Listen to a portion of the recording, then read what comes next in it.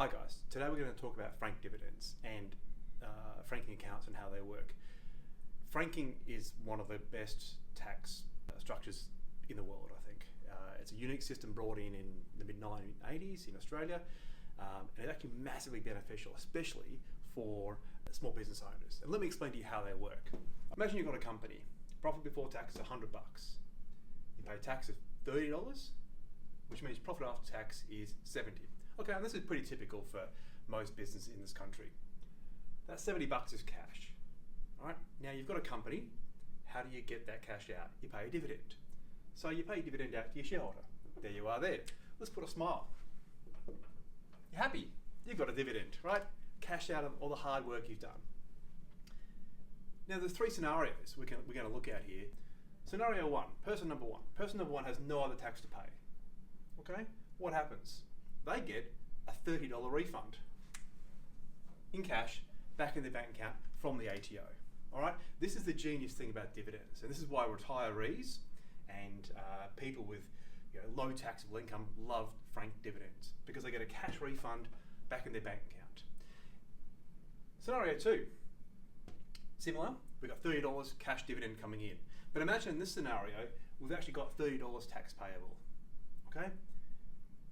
What happens? We don't get a refund, but you know what? We don't pay any tax. We get a credit, a $30 credit against that number there. All right?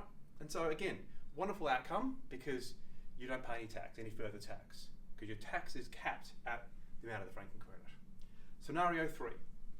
Again, $70 cash comes in as a franked dividend. But in this case, we've actually got $40 tax payable. Maybe we've got other income coming in, maybe we've got other tax issues, I'm not sure. But in this case, we've got $40. What happens in that scenario? Well, the good news is you actually get a credit for $30 for your franking credit. Now, you're not getting a refund anymore, there's no cash refund because you already owe the ATO money, but he gives you a credit for the franked dividend you've got, which means your tax payable is $10. Okay, and so it's termed top-up tax, effectively, right? It's the difference between the franked credit you've got and the amount of excess tax you've got to pay. And again, even for high net worth individuals and people with high taxable income, that's a great outcome because this has already been paid. Okay, this has already gone to the tax man. Nothing you can do about that.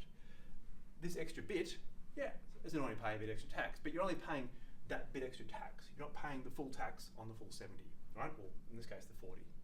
Okay, cool. So, what does this mean for the small business owner?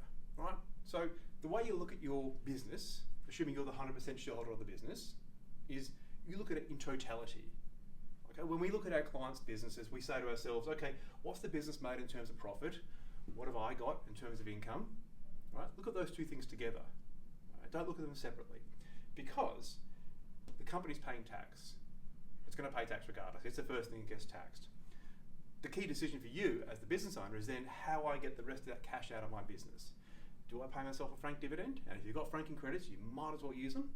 All right, that's a really great opportunity to get tax paid money out of the business. The other thing to think about too is salary and wage. Do I as a business owner put in some or pay myself a salary and wage? So what I do in my business, I pay myself a salary and wage every fortnight, and I pay myself franked dividends.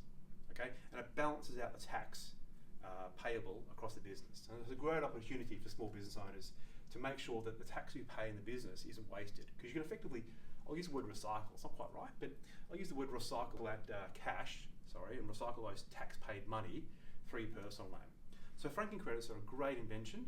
I said they're pretty unique in the world and how they operate. And don't waste your franking credits.